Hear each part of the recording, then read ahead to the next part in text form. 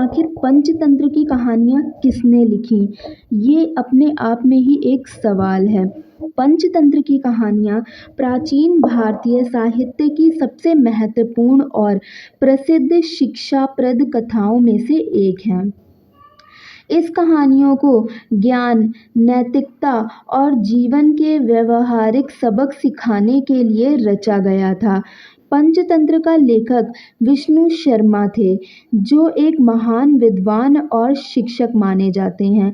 पंचतंत्र की कहानियाँ संपूर्ण विश्व में प्रसिद्ध हुईं और कई भाषाओं में अनुवादित की गईं। विष्णु शर्मा प्राचीन भारत के एक प्रसिद्ध ब्राह्मण विद्वान और नीति शास्त्र के ज्ञाता थे। उन्होंने पंचतंत्र की रचना बच्चों को नीति, राजनीति और जीवन के व्यावहारिक पहलुओं को सरल और रोचक कहानियों के माध्यम से सिखाने के उद्देश्य से की थी। यह कहानियाँ विशेष रूप से राजकुमारों को शिक्षा देने के लिए तैयार की गई थीं, ताकि वे भविष्य में राज्य की बागडोर संभालने के योग्य बन सकें। विष्णु शर्मा द्वारा पंचतंत्र की रचना का सटीक समय ज्ञात नहीं है, लेकिन विद्वानों के अनुसार इसकी रचना लगभग 200 ईसा पूर्व से 300 ईसा पूर्व के बीच हुई थी।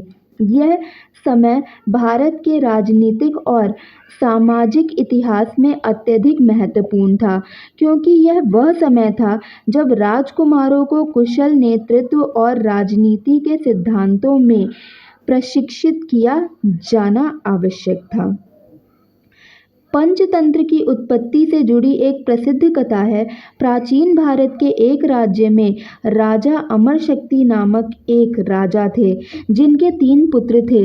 राजा अमरशक्ति अपने पुत्रों की अज्ञानता और शिक्षा में रुचि की कमी से बहुत चिंतित थे। वह चाहते थे कि उनके पुत्र बुद्धिमान, नीति संपन्न और कुशल शासक बने, लेकिन वे पढ़ाई में ध्यान नहीं देते थे। इस समस्या के समाधान के लिए राजा अमरशक्ति ने विष्णु शर्मा को बुलाया, जो नीति शास्त्र और राजनीति के ज्ञाता थे।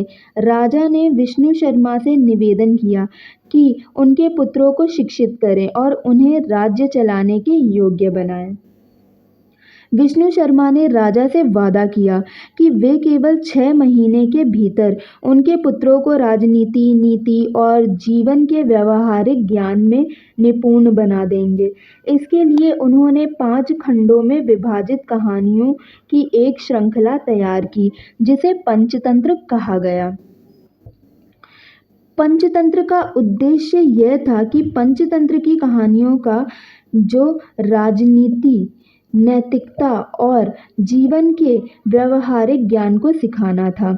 ये कहानियाँ जानवरों को पात्र बनाकर जीवन के विभिन्न पहलुओं को सरल और मनोरंजक ढंग से प्रस्तुत करती है, ताकि बच्चों और युवाओं के लिए यह सीखना आसान हो। पंचतंत्र की कहानियों में विभिन्न पात्रों जैसे शेर, लोमड़ी, बंदर, कबूतर, कछुआ और अन्य जानवरों के माध्यम से जीवन के महत्वपूर्ण सिद्धांतों और नीति को सिखाया जाता है। इन कहानियों का महत्व आज भी बरकरार है, क्योंकि ये जीवन की बुनियादी नैतिकताओं को सरल और प्रभावी ढंग से सिखाती है।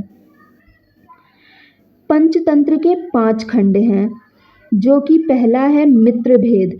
मित्रों के बीच दुश्मनी। यह भाग उन कारणों पर केंद्रित है जिनसे मित्रों के बीच झगड़े और दुश्मनी पैदा होती है। इसमें बताया गया है कि कैसे षड्यंत्र और चालाकी से मित्रता टूट सकती है। दूसरा है मित्र लाभ।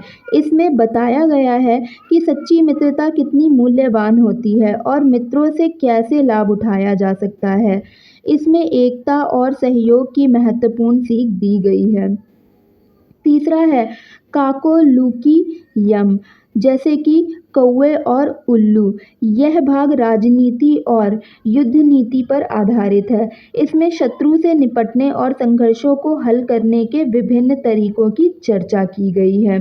फिर है लवध प्रणाश, लाभ का नाश। इसमें बताया गया है कि कैसे जल्दबाजी, मूर्खता और लालच से प्राप्त किया हुआ लाभ नष्ट हो सकता है। लास्ट है अपरीक्षित कारक, बिना सोचे समझे कार्य करना। यह भाग उन कार्यों के बारे में है जो बिना विचार किए किए जाते हैं और उनसे कैसे हानि होती है। पंचतंत्र की कहानियाँ न केवल भारत में बल्कि पूरी दुनिया में प्रसिद्ध हुईं। इन कहानियों का अनुवाद कई भाषाओं में किया गया, जैसे कि संस्कृत, पाली, फारसी, अरबी, ग्रीक, लैटिन और अन्य भाषाएं। फारसी भाषा में इसका अनुवाद कलीला व दिमना के नाम से हुआ और यह अरबी में भी अत्यधिक लोकप्रिय हुआ। इसके बाद पंचतंत्र की कहानियाँ यूरोप और एशिया के कई अन्य देशों में भी पहुँची, जहाँ इन कहानियों को नैतिक शिक्षा के लिए उपयोग किया गया। कई देशों में इन कहानियों के आधार पर कई रचनाएं भी की गईं, जिससे इसका साहित्यिक और सांस्कृतिक महत्व और भी बढ़ गया।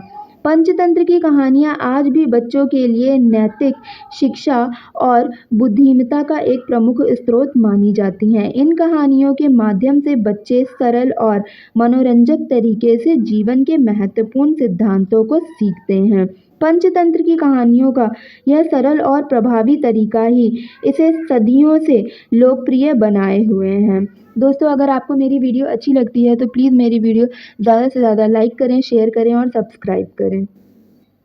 पंचतंत्र एक महान साहित्यिक कृति